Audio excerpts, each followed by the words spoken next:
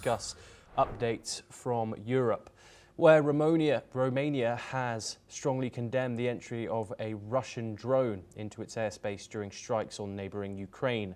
Bucharest warned that Moscow's actions present a new challenge to Black Sea security. The incident comes just days after Poland also reported Russian drones violating its airspace, calling them dangerous provocations.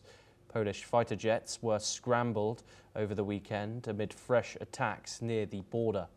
The European Union's foreign policy chief, Kaja Kallas, has slammed the violation as an unacceptable escalation, calling it a breach of sovereignty and vowing full solidarity with Romania.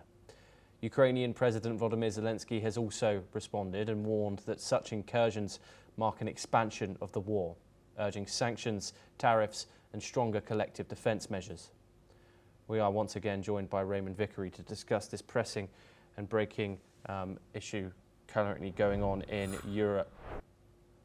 Raymond, I just want to ask you, of course, Poland reported similar violations a day earlier, 19 drones back then, in contrast to this last one, however, still a significant event. Do you think we're seeing a pattern here of Moscow testing NATO's resolve along its eastern borders? I think there's no question that that's what's going on. President Putin has really had from the very first the idea that his greatness and Russian greatness is dependent upon control, really, of Eastern European nations. Russia, through the USSR, had inherited the old Tsarist empire, and he wants to reassemble it. There is a saying that you probe your enemy with a bayonet. If you find steel, you back off. But if you do not find resistance, then you keep moving forward. And I'm afraid that that's what's happening, first in regard to Poland. You know, the idea that you had 19 drones go astray and it was just some sort of mistake is very preposterous on its face. And now you have further probing in regard to Romania.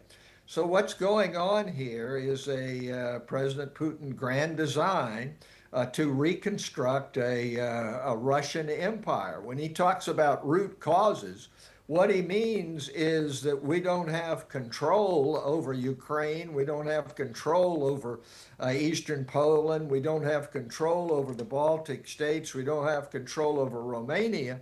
But if we had control over them, in other words, reassemble the old Russian Empire, then the root causes would be no longer there. But of course, that is not going to lead to peace and prosperity.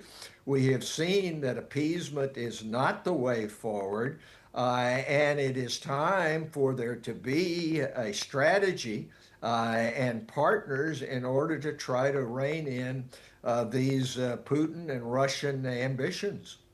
Yes, Raymond Vickery, thank you very much for joining us here on the programme.